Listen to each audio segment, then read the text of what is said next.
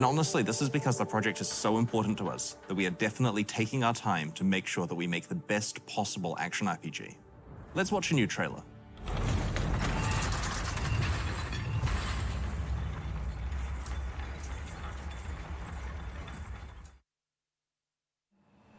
Among ancient ruins, evil grows once more.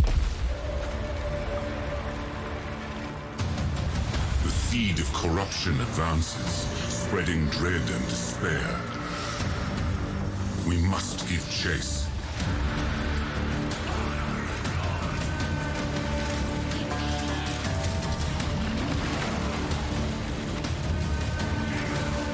Wow.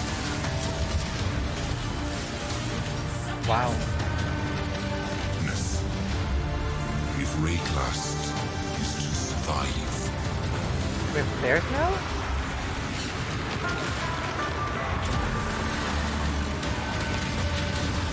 Look at the health bars!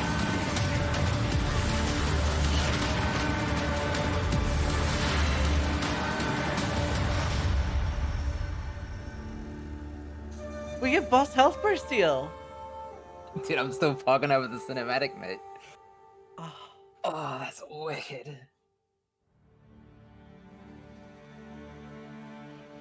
Oh, that's good. That trailer really shows what we have achieved with Path of Exile 2. I am so proud of the efforts of the entire team in putting that together.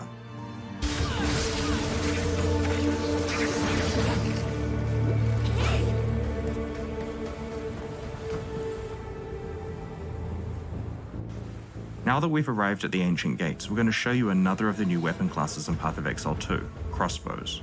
Crossbows are special in that they grant attack skills implicitly. This particular crossbow grants Power Shot, which is a high damage single target attack. In order to modify what Power Shot does, you're going to need to equip Bolt skill gems, which change the type of bolts that are loaded into the crossbow. Here we've got 3 different bolt skills that the character can switch between depending on the situation. Armor-piercing bolts. Incendiary bolts. Permafrost bolts can be used to disrupt packs of enemies to prevent them from closing in on your position. You can then follow up with armor-piercing bolts to do plenty of damage.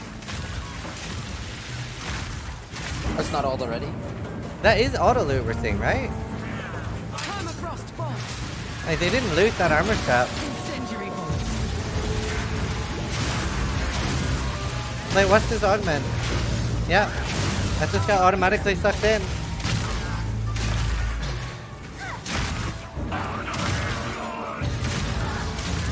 No, wait, no, it's still there, it's now still we're there. coming to another example It just of a Path disappeared of from the Exile 2 filter. mini-boss, Liam the Impaler. Debated. I think it's debated. It's still there. Armor-piercing. Debated. We cannot follow through There's a the skill raging tree. sands. Where's the skill Let us tree? return to the caravan and question this defector. This is the Ardura Caravan, your town in Act 2.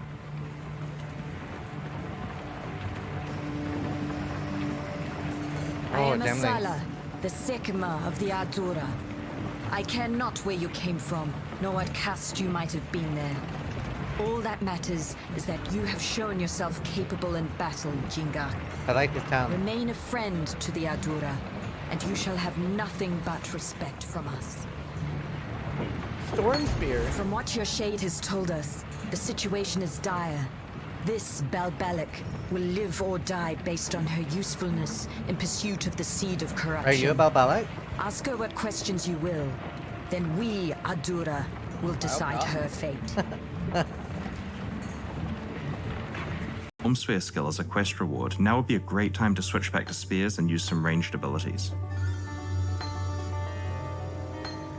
They're so smooth. Storm Spear fires a lightning projectile which splits on contact.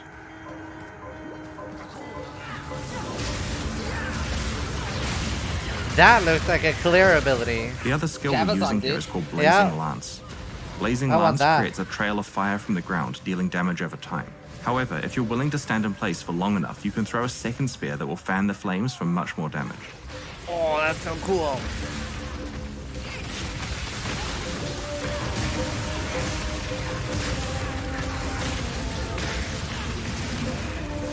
What happened there? Sure.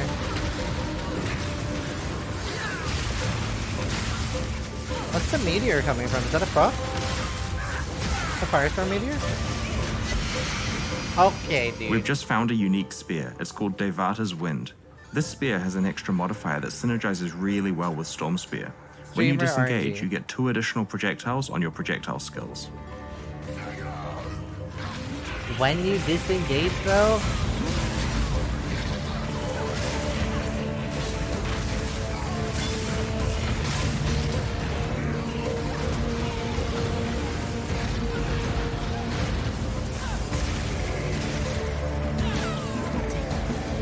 Do you think they're gonna be good specters?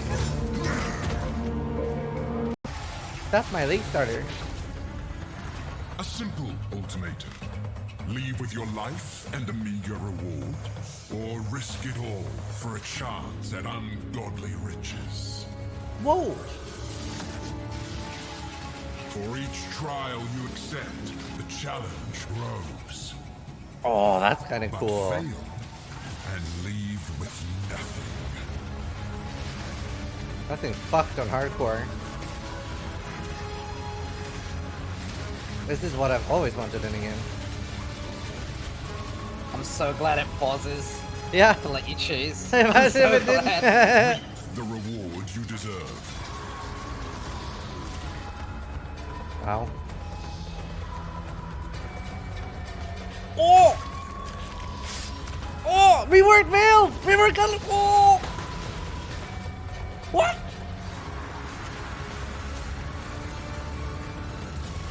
Everything's reworked! Oh!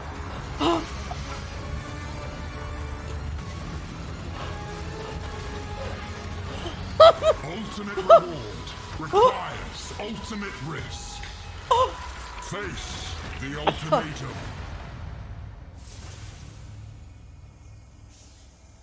That's pretty good. Yeah? That's pretty good. I'm done. Oh, I wasn't expecting that many reworks. When some people think of the Val civilization, they think of blood sacrifices, or Queen Atziri, or lost temples in the jungle. But I think of risking your items, from Val orbs through double corrupted to the players who earned them. So that's Path of Exile Ultimatum. I can tell you, on release day, a lot of our developers are looking forward to watching Twitch so we can see players risking far too much in order to try to get good rewards. Speaking of rewards, there's a lot to talk about here. We had a look at Path of Exile's past reward systems, and we honestly feel many of them are out of date, many of them kind of lack identity, and to top it all off, like the core drop pool of just items that drop when you kill regular monsters just wasn't really compelling enough. Like, you know that feeling where any monster could drop a mirror? We want that for a whole slew of different items. And so we've made a lot of changes to Path of Exile's reward systems. There's a bunch of ones to the core drop pool to keep it really interesting. There's ones to basically every piece of League and expansion specific content. And we're going to go through all of those for quite a while now. And I should mention that every change we're about to discuss not only affects the Ultimatum League, but also Standard League too. Storm of Judgment when used, as if you absorbed the powers of Atziri herself. Skipping forward to 2016's release of Ascendancy, we have made some changes to how you receive your Labyrinth enchantments. Previously, when you completed the Labyrinth and went to enchant an item, you couldn't see what random result you'd get. Now, the result for each type of enchantment is shown to you in advance so you can make the right choice. In the Eternal Labyrinth, you're now offered 3 different helmet enchantments to pick between, in addition to the boots and gloves. This will make it a lot easier to find enchantments relevant to the skills you're using and to apply them to appropriate items. In 3.14, we're going to stop giving out unique jewels for each day's fastest Labyrinth runs, and we have added these jewels as very rare drops that you might find in the Labyrinth's final reward chests. Another highly requested Labyrinth-related improvement is that you can now consume an offering to the goddess in the map device to open portals directly to a random trial. This greatly accelerates the speed at which you can find your final trials. Oh!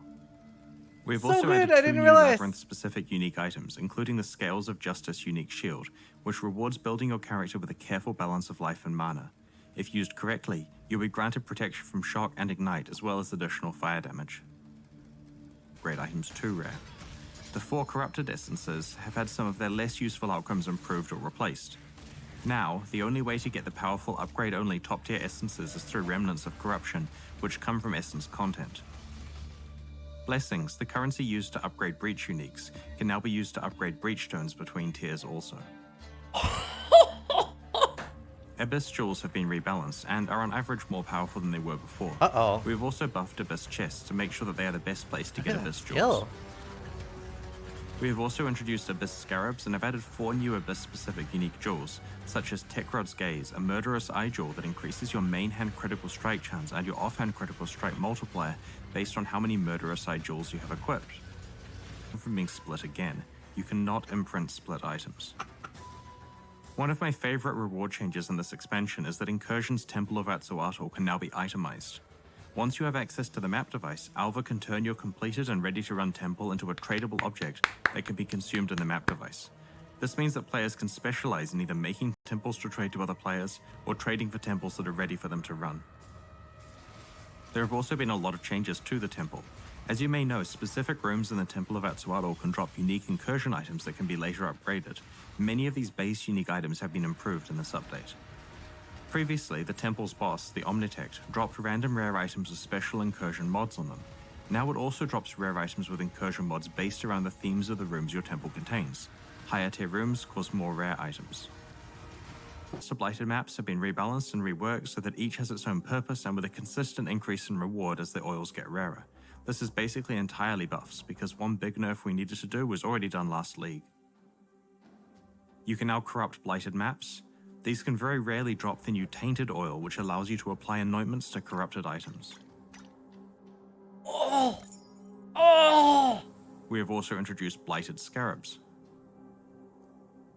We have added 2 new types of catalysts themed around speed and critical strikes respectively. These new catalysts are rarer than previous ones.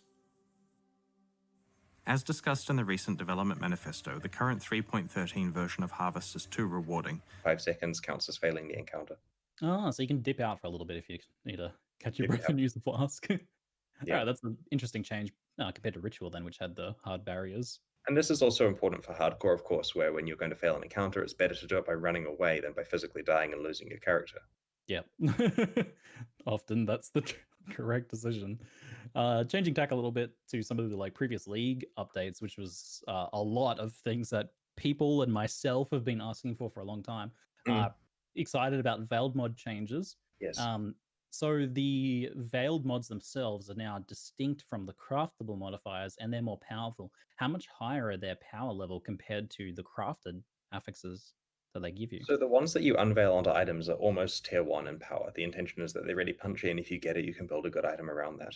The crafted ones are lower because you get the ability to just add them at will, and so they serve the same purpose. They're just not quite as good as if you actually make the item the correct way. The amount of difference between crafted and unveiled depends a lot on the actual mod. Some of them are closer, some of them are much further away.